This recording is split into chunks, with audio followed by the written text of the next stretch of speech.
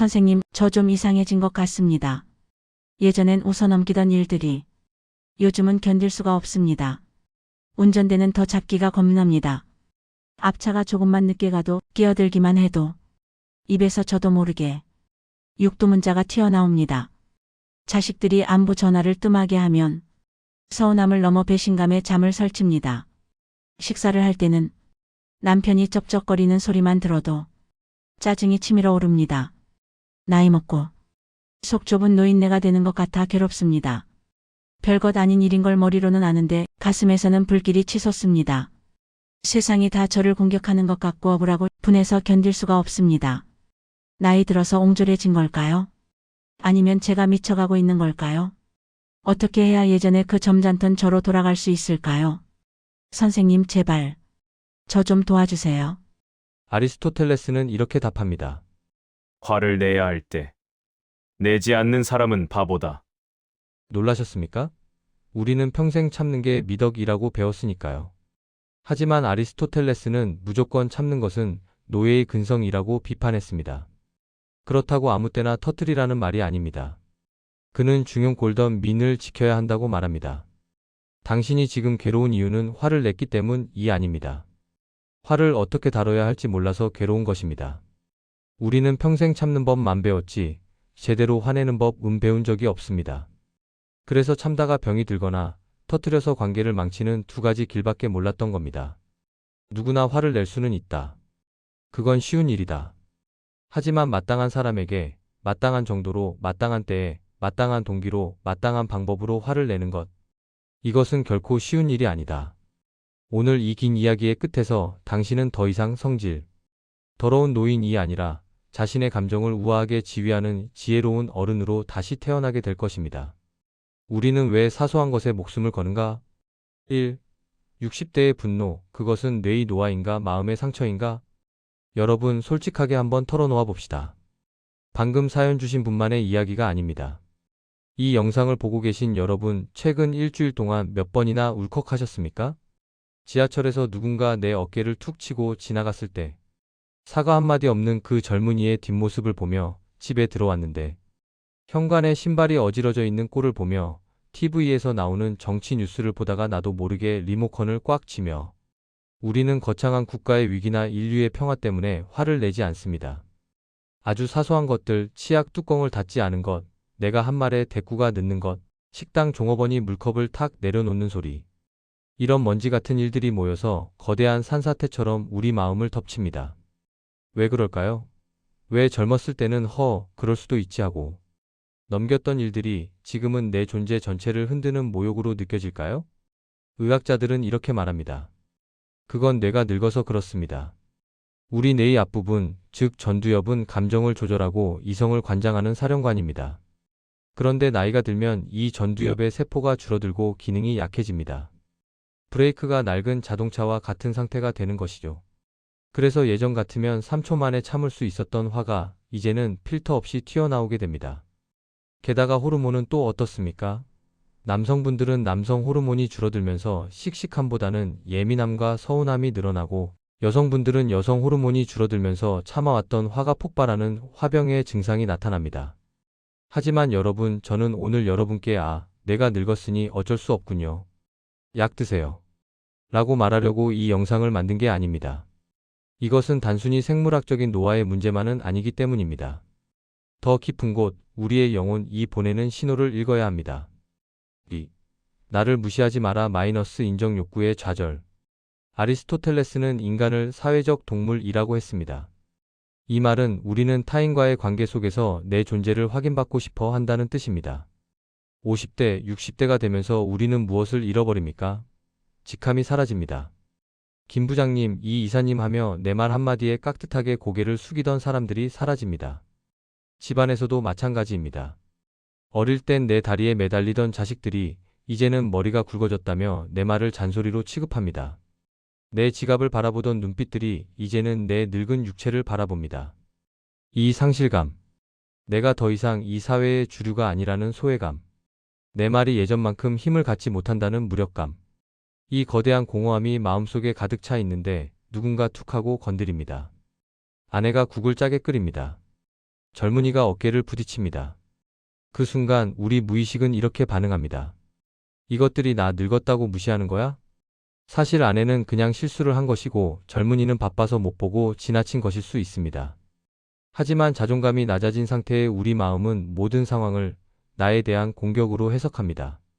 이것을 심리학에서는 적대적 귀인 편향이라고 부릅니다. 모든 원인을 상대방의 적대감 탓으로 돌리는 것이죠. 그래서 화가 나는 겁니다. 그 사소한 국 한 그릇, 신발 한 짝이 문제가 아니라 내가 아직 여기에 살아있다. 나를 존중해라. 라고 비명을 지르고 싶었던 것입니다. 그 비명이 분노라는 가면을 쓰고 터져 나온 것입니다. 3. 참는 자에게 복이 있다는 거짓말. 우리는 어릴 때부터 어떻게 배웠습니까? 남자는 태어나서 3번만 울어야 한다. 여자가 드세면 집안이 망한다. 참을 인자 셋이면 살인도 면한다. 우리는 감정을 드러내는 것을 미성숙함으로, 감정을 억누르는 것을 어른스러움으로 세뇌받으며 살아왔습니다. 특히 지금의 5060 세대는 더욱 그랬습니다. 산업화 시대, 격동의 시기를 겪으며 내 감정 따위는 사치였고 오직 생존과 가족의 안녕을 위해 입을 꾹 다물고 살았습니다. 그런데 아리스토텔레스는 이 지점에서 전곡을 찌릅니다. 비굴함 ABJECTNESS 그는 화를 낼 상황에서 화를 내지 못하는 것을 인내가 아니라 비굴함이라고 불렀습니다. 이것은 정말 충격적인 통찰입니다. 생각해보세요. 부당한 대우를 받았는데도, 내 가족이 모욕을 당했는데도 좋은 게 좋은 거지 하며 허허실실 넘가는 사람. 우리는 그를 사람 좋다고 말하지만 속으로는 어떻습니까? 만만하게 봅니다. 저 사람은 그래도 되는 사람이라고 낙인 찍습니다. 더 무서운 것은 그렇게 억지로 참아낸 화는 절대 사라지지 않는다는 사실입니다. 마음속 깊은 지하실에 차곡차곡 쌓입니다. 독가스가 되어 내 오장육부를 썩게 만듭니다. 그러다 어느 날 지하실의 문이 견디다 못해 터져버리는 날이 옵니다. 그때는 마땅한 대상에게 화를 내는 게 아니라 가장 가깝고 가장 만만하고 가장 나를 사랑해주는 사람에게 그동안 쌓아둔 독가스를 한꺼번에 살포하게 됩니다. 밖에서 상사에게 깨지고 들어와서 아이에게 공부 안 하냐며 소리 지르는 아버지. 시댁에서 받은 스트레스를 며느리나 남편에게 쏟아붓는 어머니. 이것이 바로 아리스토텔레스가 경고한 방향 잃은 분노입니다. 자, 이제 우리는 문제의 원인을 알았습니다. 우리의 뇌가 약해져서, 우리의 자존감이 다쳐서, 그리고 우리가 잘못된 인내를 강요받아서 이 지경이 되었습니다. 그렇다면 어떻게 해야 할까요? 다시 젊어질 수도 없고 세상을 다 바꿀 수도 없는데 그냥 이렇게 화내고 후회하며 남은 인생을 살아야 할까요? 여기서부터 아리스토텔레스의 위대한 처방전, 이 중용의 기술이 시작됩니다. 단순히 화를 다스리라는 뜬구름 잡는 소리가 아닙니다. 아주 구체적이고 실천적이며 무엇보다 당신을 기품 있는 어른으로 만들어줄 5가지 단계가 기다리고 있습니다. 참는 것도 병이고 터뜨리는 것도 병이다. 1. 첫 번째 극단 마음의 감각이 마비된 사람 모자람의 상태. 여러분, 중용이라는 말을 들으면 어떤 이미지가 떠오르십니까? 이것도 아니고 저것도 아닌 물에 물 탄 듯 술에 술 탄 듯한 미지근한 태도? 혹은 산술적으로 딱 절반, 50대 50을 맞추는 기계적인 평형? 아리스토텔레스가 말하는 중용은 그런 시시한 타협이 아닙니다. 그것은 관역의 정중앙을 뚫는 화살처럼 예리하고 가장 최적화된 상태를 뜻하는 탁월함입니다. 이 탁월함에 이르기 위해 우리는 먼저 2가지의 실패한 상태, 즉 양극단을 경계해야 합니다. 첫 번째 실패는 모자람 디피션시입니다. 아리스토텔레스는 화를 내야 할 상황에서조차 화를 내지 못하는 사람을 두고 아주 가혹한 평가를 내립니다. 그들은 감각이 없거나 노예의 근성을 가졌다. 한번 상상해 보십시오. 누군가 당신의 발을 구둣발로 짓밟고 지나갑니다. 사과도 없습니다. 그런데 바쁘신가 보네 하고 웃습니다. 누군가 당신의 배우자나 자식을 모욕합니다. 그런데 좋은 게 좋은 거지 싸우면 뭐해 하고 고개를 숙입니다. 이것이 인격적으로 훌륭한 것입니까? 아닙니다. 이것은 착한 사람이 아니라 스스로를 지킬 의지가 없는 사람입니다. 분노는 우리 영혼의 면역 체계와 같습니다. 바이러스가 들어오면 몸이 열을 내서 싸워야 하듯 부당한 공격이 들어오면 마음은 화를 내서 나를 보호해야 합니다. 그런데 이 시스템이 고장난 겁니다. 화를 내지 못하는 사람은 결국 자신을 짓밟도록 세상에 허락하는 것과 같습니다. 특히 우리 5060 세대 중에는 평생을 을로 살아오신 분들이 많습니다. 상사에게, 시부모에게 혹은 팍팍한 세상살이에 치여서 내 감정 따위는 중요하지 않아라고 스스로를 가스라이팅하며 살아오셨죠. 하지만 기억하십시오. 참는 것이 능사가 아닙니다. 당신이 마땅히 화내야 할 때 침묵한다면 세상은 당신의 침묵을 동해로 해석할 것입니다. 그리고 당신의 자존감은 회복 불가능할 정도로 훼손될 것입니다. 두 번째 극단 성마른 불꽃 지나침의 상태. 두 번째 실패는 정반대편에 있습니다. 바로 지나침 액세스, 우리가 흔히 말하는 성마른 사람 일의 시벌입니다. 이들은 화가 너무 많습니다. 마치 마른 장작더미와 같아서 작은 불씨만 튀어도 거대한 화염에 휩싸입니다. 아까 말씀드린 국이 짜다고 숟가락을 던지거나 운전하다 욕설을 내뱉는 경우가 여기에 해당하겠죠. 이들의 가장 큰 문제는 통제권의 상실입니다. 내가 화를 부리는 게 아니라 화가 나를 부리는 상태입니다. 아리스토텔레스는 이런 사람들을 고립될 수밖에 없는 운명이라고 보았습니다. 생각해보세요. 언제 터질지 모르는 시한폭탄 같은 사람 곁에 누가 있고 싶어 하겠습니까? 가족들은 눈치를 보고, 친구들은 연락을 피하고, 자식들은 명절에만 의무적으로 얼굴을 비춥니다. 본인은 억울할 겁니다. 나는 뒤끝은 없어. 그때그때 푸는 게 솔직한 거 아니야? 천만의 말씀입니다. 뒤끝이 없다고요? 당신이 쏟아낸 그 뜨거운 말들에 화상을 입은 상대방의 가슴에는 평생 지워지지 않는 흉터가 남습니다. 그것이 바로 상처의 뒤끝입니다. 그리고 더 안타까운 것은 이렇게 화를 잘 내는 사람은 사실 누구보다 괴로운 사람이라는 점입니다.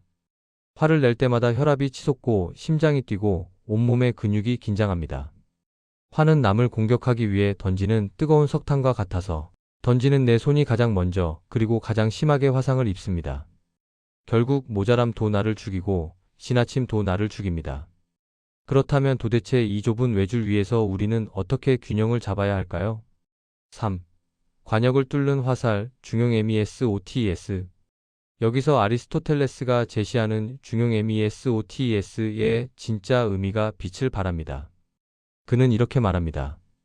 덕버추은 정념과 행동에 있어서의 중용을 목표로 삼는 성품이다. 쉽게 예를 들어보겠습니다. 여기 궁수알 쏘는 사람가 있습니다. 관역의 정중앙 시점을 맞춰야 합니다. 그런데 오늘은 바람이 왼쪽에서 오른쪽으로 강하게 붑니다. 그렇다면 궁수는 어디를 조준해야 할까요? 정중앙을 겨누면 바람 때문에 화살이 오른쪽으로 빗나갈 겁니다. 바람을 계산해서 약간 왼쪽을 겨누어야 화살은 휘어져서 정중앙에 꽂힐 것입니다. 이것이 바로 중용입니다. 기계적인 가운데가 아니라 상황에 맞는 최적의 지점을 찾아내는 지혜입니다. 화를 내는 것도 이와 같습니다. 상대방이 고의로 그런 게 아니라 실수였다면 바람이 약하게 불 때 마이너스 화를 아주 조금만 부드럽게 내야 합니다. 상대방이 악의를 가지고 나를 모욕했다면 바람이 강하게 불 때 마이너스 단호하고 엄중하게 큰 화를 내야 합니다. 즉, 상대방과 상황에 따라 내 분노의 강도와 방법을 조절하는 능력. 이것이 바로 아리스토텔레스가 말하는 어른의 품격입니다. 많은 5060분들이 이렇게 하소연합니다. 선생님, 그게 말처럼 쉽습니까? 화가 나면 눈앞이 하얘지는데 그걸 어떻게 계산합니까? 맞습니다. 어렵습니다. 아리스토텔레스도 인정했습니다. 관역을 맞히는 것은 어렵고 빗나가는 것은 쉽다. 그래서 중용을 지키는 것은 고귀하고 칭송받을 만한 일이다. 어렵기 때문에 가치가 있는 것입니다. 아무나 할 수 있다면 그것을 지혜라고 부르지 않을 것입니다. 하지만 불가능한 것은 아닙니다. 우리가 운전을 처음 배울 때를 생각해 보세요. 처음엔 엑셀과 브레이크 밟는 것도 헷갈리고 차선 변경은 꿈도 못 꿨습니다. 하지만 매일 연습하다 보니 어떻습니까? 이제는 음악을 들으며 무의식적으로도 부드럽게 운전하시죠? 감정 조절도 기술입니다. 성격이 아니라 연습입니다. 평생 내 마음대로 운전하다가 사고를 냈다면 이제는 정교한 방어 운전 기술을 배워야 할 때입니다. 이제 이어지는 파트 3에서는 아리스토텔레스가 전수하는 화를 다스리는 5가지 실전, 체크리스트를 아주 구체적으로 알려드리겠습니다. 이 5가지만 기억하신다면 당신의 분노는 더 이상 노망이나 주책이 아니라 상대를 압도하고 존경을 이끌어내는 카리스마가 될 것입니다. 당신의 분노를 검문하라 5가지 체크리스트.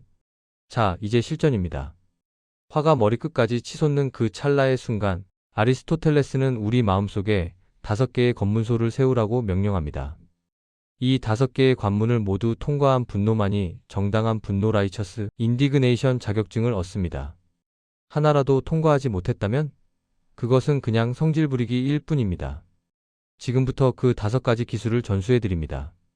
제1관문 마땅한 대상에게 화내고 있는가? 투흠. 첫 번째 질문입니다. 지금 내 앞에 있는 사람이 진짜 범인인가? 심리학의 발로 차기 효과라는 게 있습니다. 회사에서 상사에게 깨진 가장이 집에 와서 아내에게 화를 냅니다. 아내는 그 화를 아이에게 풀고 아이는 지나가던 고양이를 발로 찹니다. 분노가 약한 곳으로 흐르는 비겁한 속성인 전이 디스플레이스먼트를 말합니다. 우리 5060세대 솔직히 가슴에 손을 얹고 생각해 봅시다. 밖에서 받은 무시, 사회에서 느낀 소외감, 친구에게 들은 기분 나쁜 말. 그거 누구한테 풀고 계십니까? 혹시 평생 내 밥 차려준 아내에게, 묵묵히 곁을 지켜준 남편에게 풀고 계시진 않습니까? 당신은 도대체 아는 게 뭐야? 집구석 꼴이 이게 뭐야? 아리스토텔레스가 본다면 혀를 차리립니다. 그것은 화를 낸 게 아니라 종로에서 뺨 맞고 한강에서 눈 흘긴 것입니다. 진짜 원인 제공자에게는 한마디도 못하고 만만한 가족에게 화살을 돌리는 것. 이것만큼 내 격을 떨어뜨리는 행동은 없습니다. 화가 날 때 3초만 멈추고 물어보세요. 이 사람이 내 화의 진짜 원인인가? 아니면 그냥 내 감정 쓰레기통인가? 대상이 틀렸다면 즉시 멈추십시오. 그것은 폭력입니다. 제2관문 마땅한 정도로 화내고 있는가? How much? 두 번째 질문입니다.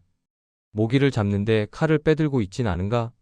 살다 보면 화낼 일이 분명히 있습니다. 하지만 강도 조절에 실패하면 정당한 이유조차 사라집니다. 예를 들어봅시다. 남편이 젖은 수건을 침대 위에 올려뒀습니다. 잘못한 거 맞습니다. 화날 만합니다. 그런데 여기서 여보, 수건 좀 치워줘요. 강도 1로 끝내면 될 일을 당신은 평생 이 모양이야. 당신 내 집안 교육이 의심스럽다니까. 강도 10까지 나갑니다. 급기야 30년 전 시어머니 이야기까지 나오고 이혼 서류 이야기가 나옵니다. 이것은 과잉 대응입니다.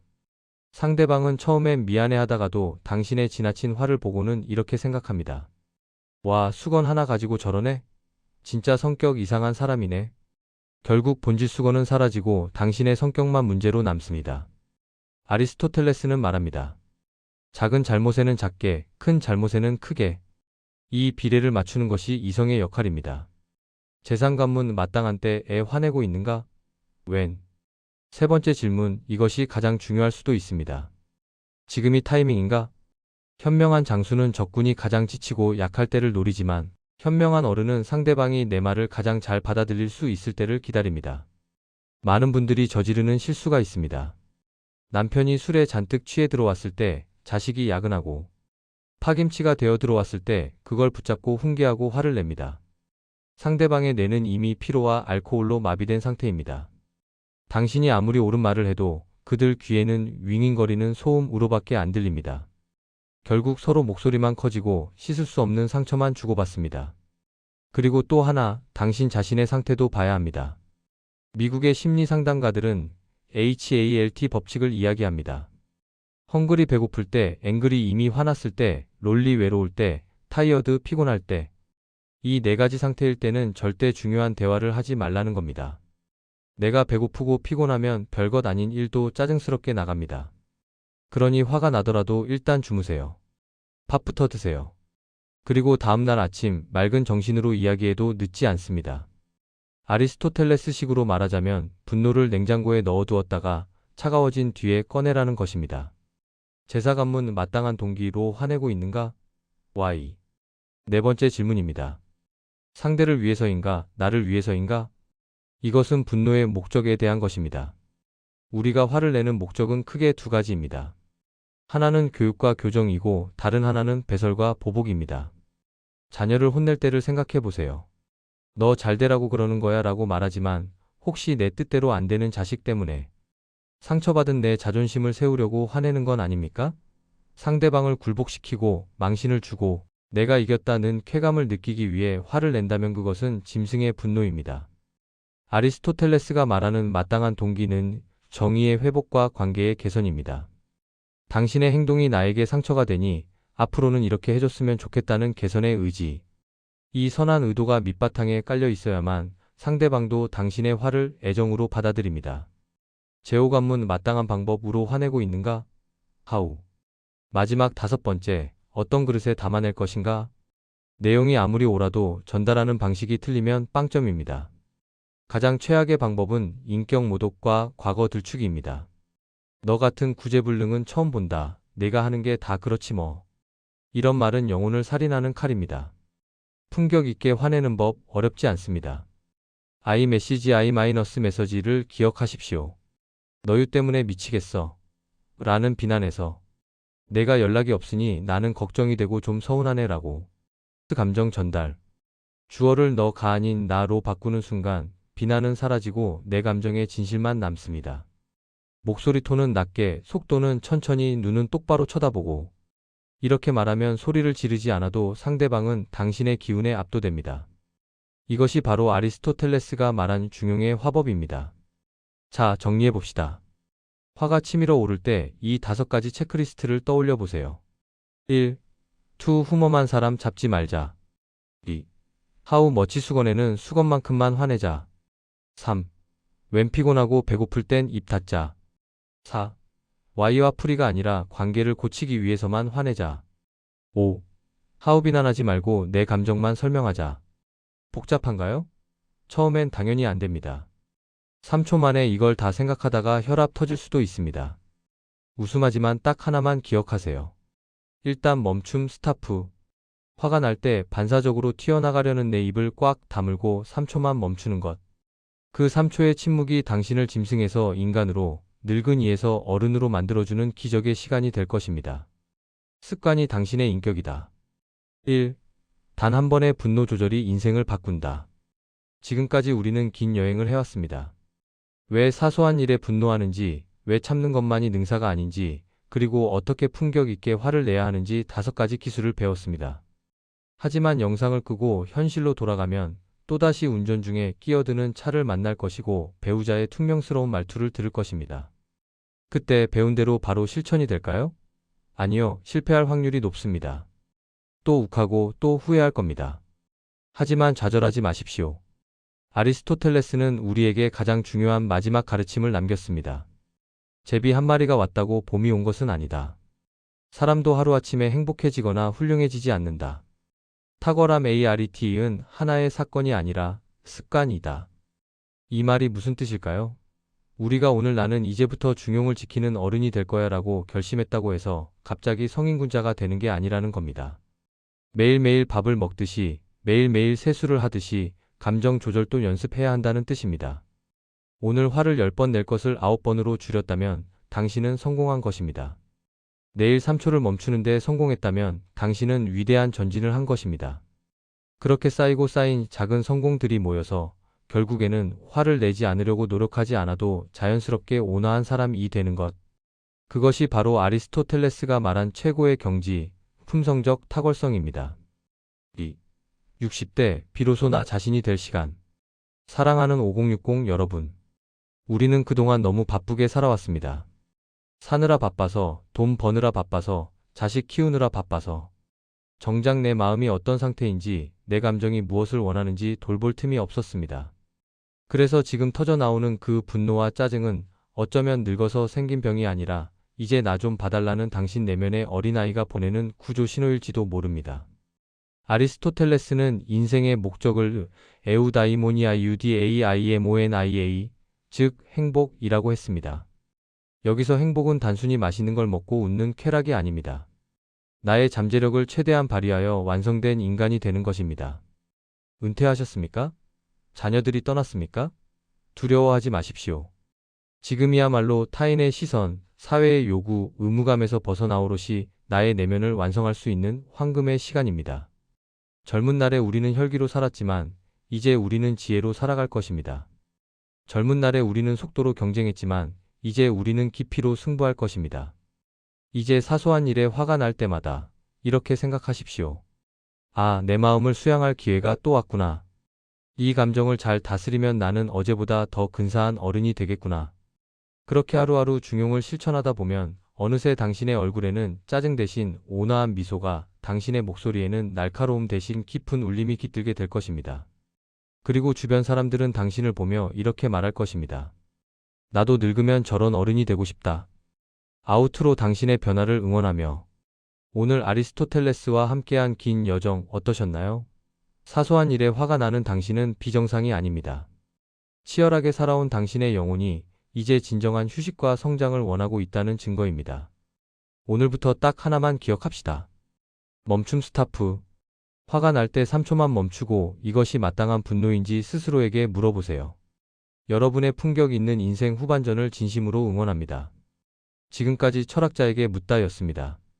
고정 댓글 오늘 영상 중 가장 와닿았던 아리스토텔레스의 조언은 무엇인가요? 여러분의 사연도 기다립니다. 댓글에 요즘의 고민거리 알려주시면 다음 영상으로 찾아뵙겠습니다.